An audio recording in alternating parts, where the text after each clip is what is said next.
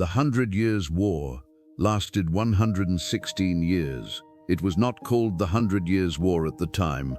Nobody living through it had a name for it. They had a series of truces, campaigns, sieges, and intervals of exhausted peace that stretched from 1337 to 1453, interrupted by the Black Death, by civil wars within both England and France, by the reigns of multiple kings on both sides, and by periods of a decade or more when almost no fighting happened at all. The name was invented by historians in the 19th century, looking backward, who needed a phrase to describe something that, while it was happening, felt less like a single war and more like an era, a permanent condition of hostility between two kingdoms that neither could afford to resolve and neither could sustain indefinitely. What actually started it was a throne. In 1328, the French King Charles IV died without a male heir. His closest male relative was his nephew, Edward III of England, whose mother, Isabella, was the daughter of the previous French king. Edward had a legitimate claim to the French crown by descent. The French nobility rejected it on the grounds that inheritance could not pass through a woman, a legal principle called Salic law, and crowned Philip of Valois instead as Philip VI. Edward accepted this at first. He paid homage to Philip VI for his French territories and got on with ruling England. Then, in 1337, Philip VI confiscated the English-held Duchy of Gascony in southwestern France, citing Edward's support of French rebels. Edward's response was to formally claim the French throne himself. The confiscation of a wine-producing duchy in France became a war that lasted longer than most modern states have existed. The technology that defined the first phase of the war was the English longbow. Welsh and English archers trained for years from childhood to draw a bow with a pull weight of 100 to 180 pounds, enough force to drive an arrow through armor at close range and kill an unarmored man at 300 yards. A trained archer could fire 10 to 12 arrows per minute. A formation of thousands of English longbowmen could produce a volume of fire that no cavalry charge in 14th century Europe could survive. The French learned this at the Battle of Crécy in 1346, when Edward III's army of approximately 12,000 men, including several thousand longbowmen, defeated a French force estimated at 35,000 to 60,000. French knights charged uphill into English arrow fire repeatedly across an afternoon and were destroyed each time. Genoese crossbowmen hired by the French were outranged and outpaced and eventually shot down by their own side when they retreated. Approximately 1,200 French knights and nobles died at Crécy.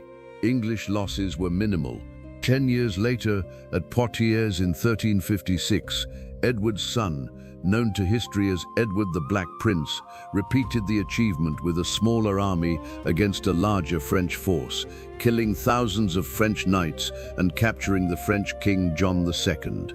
King John was taken to England, where he lived as an honored prisoner, while France negotiated an enormous ransom for his return.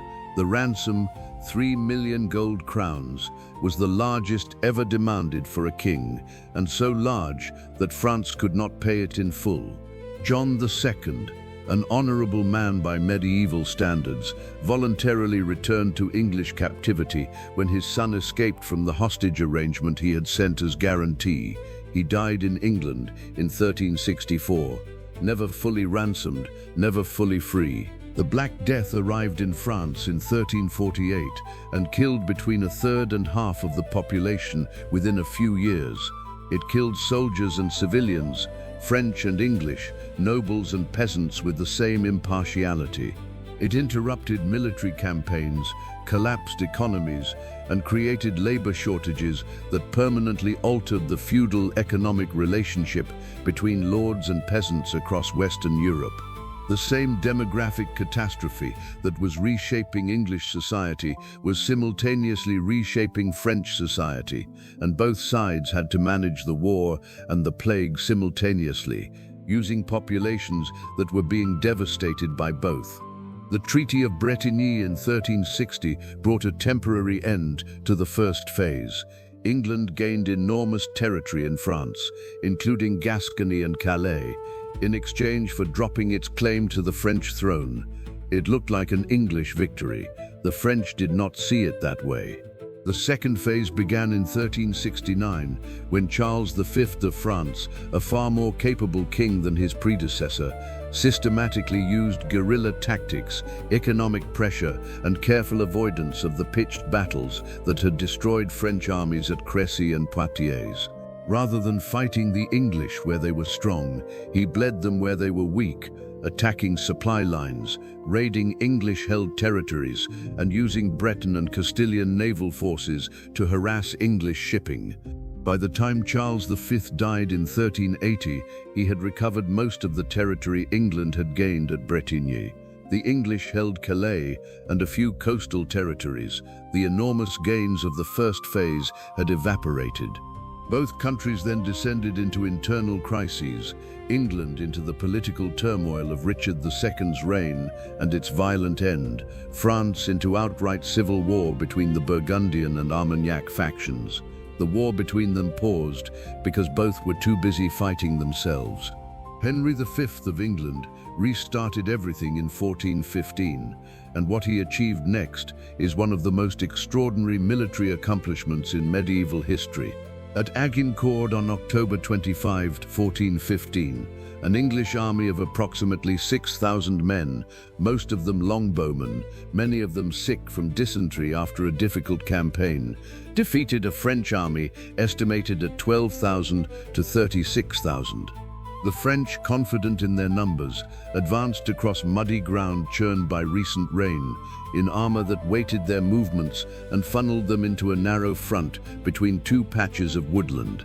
The English longbowmen destroyed them from the flanks. Approximately 6,000 French soldiers died. English casualties numbered in the hundreds. Henry V followed Agincourt by systematically conquering Normandy over the following years, and negotiating the Treaty of Troyes in 1420, by which the mad French King Charles VI, whose recurring bouts of mental illness had contributed significantly to the Burgundian-Armagnac civil war, disinherited his own son and named Henry V heir to the French throne. Henry married Catherine of Valois, Charles's daughter. France and England were to be united under a single crown. 2 years later, Henry V was dead of dysentery, aged 35. His heir was 9 months old. The English controlled Paris, Normandy, and most of northern France. The Dauphin Charles, the son disinherited by the Treaty of Troyes, controlled the south and held his court at Bourges, where his enemies mockingly called him the King of Bourges rather than King of France. By 1429, the English were besieging Orleans, the city that guarded the Loire Valley and the route into the French heartland. If Orleans fell, the war was effectively over. Charles's claim would collapse with it. Into this situation walked Joan of Arc. She was 17 years old. She was the daughter of a prosperous peasant farmer in the village of Domremy in northeastern France. She claimed to have been receiving visions from Saint Michael, Saint Catherine, and Saint Margaret since she was 13, visions that told her she had been chosen by God to expel the English from France and see the Dauphin crowned as the rightful king. The initial response to this claim was appropriate skepticism. A teenager from a village in Lorraine claiming divine mandate to lead the French army was not a proposition that any rational military or political establishment would immediately accept. Charles's advisors subjected her to weeks of interrogation by theologians and examination by ladies of the court to determine her character and her claimed virginity, the latter being relevant because a sexually active woman's visions were considered less likely to be divine in origin. She passed every examination. The circumstances were desperate enough that Charles gave her what she asked for, an army. What happened next defies easy military explanation. Joan did not command the French army tactically in any formal sense. She was not a trained soldier, but she was present at the battles. She carried a banner, She communicated the absolute conviction that God was on the French side, and she had been right enough times that the French soldiers who followed her believed it. The siege of Orleans was lifted in 9 days. The English, who had been besieging the city for 7 months, abandoned their positions and withdrew. A French army that had been losing for a generation won a series of engagement after engagement, driving the English north. The coronation of Charles VII at Rheims in July 1429, the moment Joan had specified as her mission's goal, transformed the political legitimacy of the French cause in a way that no military victory alone could have achieved. The anointed King of France, crowned in the traditional location, made Charles's claim real in a way that the treaty that had disinherited him could not erase. Joan was captured by the Burgundians in May 1430 and sold to the English. She was tried by an ecclesiastical court controlled by English-aligned clergy on charges of heresy, specifically for wearing men's clothing and for claiming that her voices came directly from God without the mediation of the church. She was burned at the stake in Rouen on May 30, 1431, at approximately 19 years old. 25 years later, Pope Calixtus III ordered a retrial. The original verdict was annulled in 1456. She was canonized as a saint in 1920. Joan of Arc's death did not reverse what she had accomplished. The legitimacy she had given Charles VII and the momentum her campaigns had created proved irreversible. The English alliance with Burgundy, which had been critical to English control of northern France, collapsed in 1435 when Philip of Burgundy signed a separate peace with Charles VII. Without Burgundian support, the English could not hold Paris. The city fell to French forces in 1436. The final collapse of English power in France was administrative and financial as much as military. England in the 1440s and 1450s was itself sliding toward internal crisis. The political tensions that would produce the Wars of the Roses were already building. Maintaining expensive military campaigns in France while managing a deteriorating political situation at home required resources England did not have, and political will that was increasingly absent. Normandy fell to French forces in 1450. Gascony, the English-held territory in southwestern France that had been the original cause of the war's beginning, fell in 1453. A final English attempt to retake Bordeaux was defeated at the Battle of Castillon on July 17, 1453, the last battle of the 100 Years' War. Though no one called it that at the time, because no one knew the war was ending, England retained only Calais, which it would keep until 1558. The consequences of the war shaped both countries in ways neither would have predicted when Edward III first claimed the French throne in 1337. France emerged from the war with a significantly stronger monarchy and a newly developed sense of French national identity. The war had produced, in Joan of Arc, a figure who embodied not just loyalty to a dynasty, but loyalty to France as a nation. A concept that was newer and more fragile than it might appear in retrospect. The experience of expelling a foreign occupier created a political culture in France that associated the monarchy with national defense in a way that would support the centralizing ambitions of French kings for the next 3 centuries.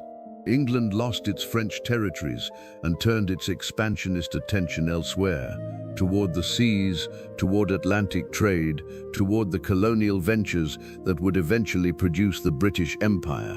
The transformation of England from a continental power into a maritime one was partly forced by the loss of France and partly discovered as a more profitable alternative. The war also transformed the nature of warfare itself. The longbow that had made English armies so effective at Crécy, Poitiers, and Agincourt was a weapon that required years of physical training from childhood, training that was already becoming economically and socially difficult to sustain as the feudal structures that had organized that training began to dissolve. By the end of the war, gunpowder artillery was proving its effectiveness at sieges in ways that would, within a generation, make the medieval castle obsolete. The military world that had produced Agincourt was already ending as the battle happened. The war that lasted 116 years, that nobody named until it was over, that everyone involved thought they were winning at some point, and that France eventually won without ever winning at Agincourt. That war produced Joan of Arc, produced the English maritime empire, produced the centralized French monarchy, and ended an era of medieval warfare that would not be seen again. If this changed how you see the 100 Years' War, leave a comment. Tell me which details surprised you most. Subscribe for more fascinating stories.